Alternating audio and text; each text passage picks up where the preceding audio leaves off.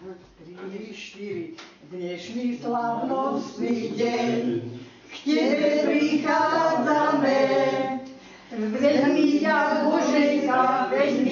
Boženka, všetci radi máme. Prišli ti priatelia i tvoje priateľky, by sme oslavili ten tvoj sviatok veľký. 80 rokov ubehlo ako sen, preto sme dnes prišli zaspievať ti pieseň. Pieseň, ktorá zuní, teší, zohrieva, ktorá sa priateľom pri oslavách spieva. Piesňou sa svet mení, zahoja sa pole, s piesňou sa máme vždy potešiť do vôle. Dnes keď slavíš svoje roky 85, chceme vidieť tvoje líčka vždy usmiate. Želáme ti veľa pevného zdravia, šťastia, lásku a spokojnosť. Ďakujem vám. A piesničku je skova. Ináč veľmi dobre vyzerá. Veľmi dobre. Živio, mnoga leta, živio. Mnoga leta, živio.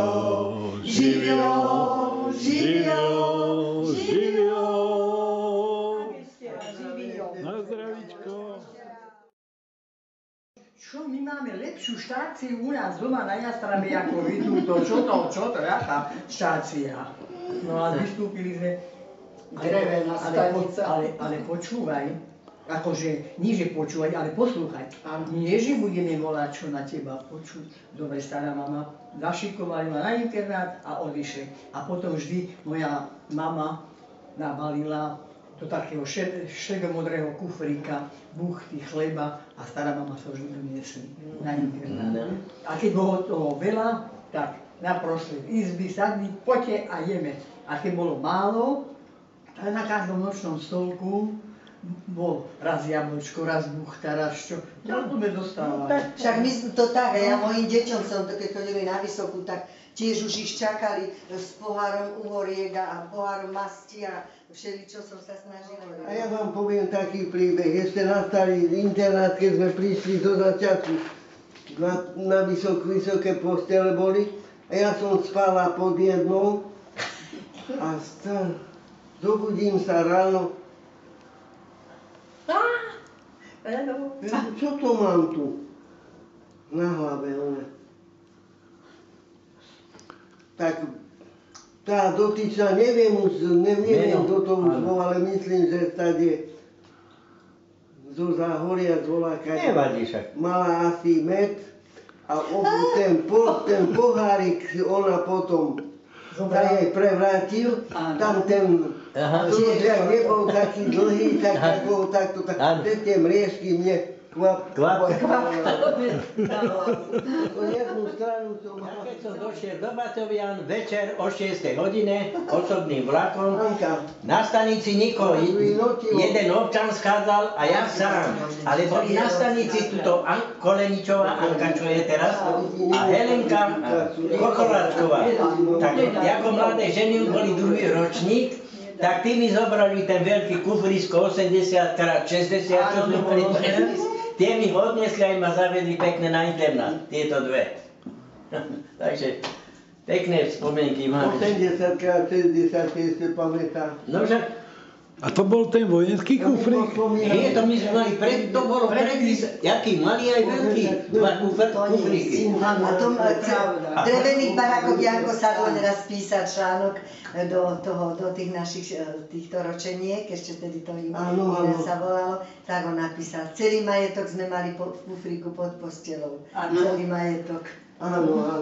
Janko vedel pekne písať, aj rozprávať. A viete mi, čo sa stalo? Ešte prepáčte, už nebudem hovoriť. Môžeš. Pred príchodom frontu do tohoto, ja som posledným autobusom z Topolčian odchádzal do Piešťan. A zídeme v Piešťanov na stanici a naraz jedna dievčina z Brezovej, už meno si nepamätám, hovorí, toto nie je môj kufor, tu sú chlapské veci.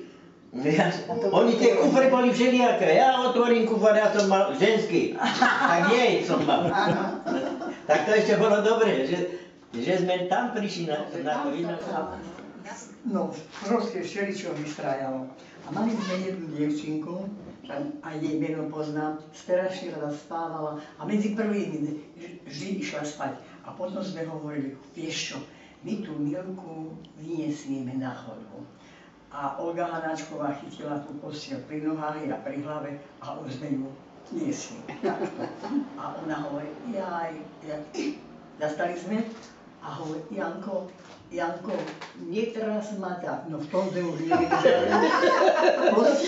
Postiel sme prašili na zem a ona, už sme boli vo dverách, polovička postiele bolo vo dverách, kúkala sa. Čo to je? Ale my sme už boli každá vo svojej posteli. A hovorí, dajte ma naspäť. Ale nebolo toho, my sa nepriznali. Ale potom sme dali naspäť a hovorí, tak čo to bolo? A jej sa snívalo, že ju jej milý vezie na aute a že ju trasie tam v tom aute. A že, Janko, netras ma. Prečo ju triasol? A za čo ju triasol? Môže to pospomínať. Ale však treba, je to pekné. Pani Rybáriková.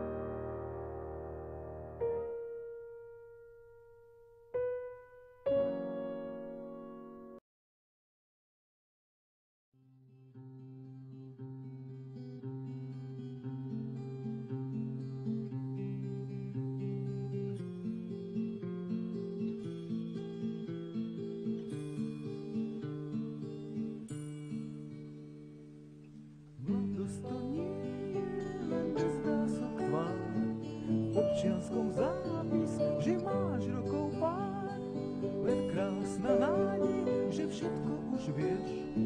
Krajina lásky, kde túlať sa smieš, mladosť je nádej a je niečo viac, viac ako snívať, vo vlakoch bývať, v noci sa dívať na mesiac.